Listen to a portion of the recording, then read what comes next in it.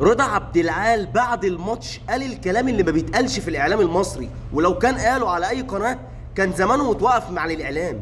قال لك ايه بقى؟ قال لك كل يوم بزيرة بيثبت انه مش لاعب عادي، ده اسطوره. ده اللي الاعلام المصري بيخاف يقوله، بيخافوا يقولوا انه بزيرة اسطوره، ويقولوا بزيرة افضل لاعب اجنبي جه مصر اخر 20 سنه. وبزيرة ده اللي عامل للكره المصريه قيمه دلوقتي، لانه لاعب مختلف، لاعب برازيلي اصلي ما بيعتمدش حد، لاعب بيروح يواجه اي مدافع واي حد ويسجل ويصنع ويعمل كل حاجه في الكوره. ده اللي يستاهل كل جنيه بياخده.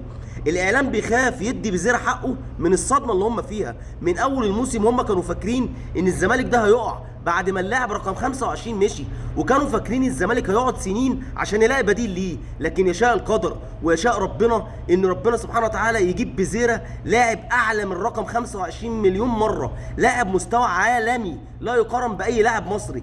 ده بقى اللي اسمه عوض ربنا، ان ربنا يعوضك بحاجه احسن وافضل عشان انت نيتك سالكه، مالكش في كده النسا والكلام ده. والناحيه الثانيه اللي خد اللاعب ابو 500 مليون عشان يوقعك هو اللي يقع، واللاعب ده يبقى نحس على فريقه ويخسر كل حاجه ويبقى منافس على المركز الثالث في الدوري. عالمي يا رضا يا عبد العال والله العظيم.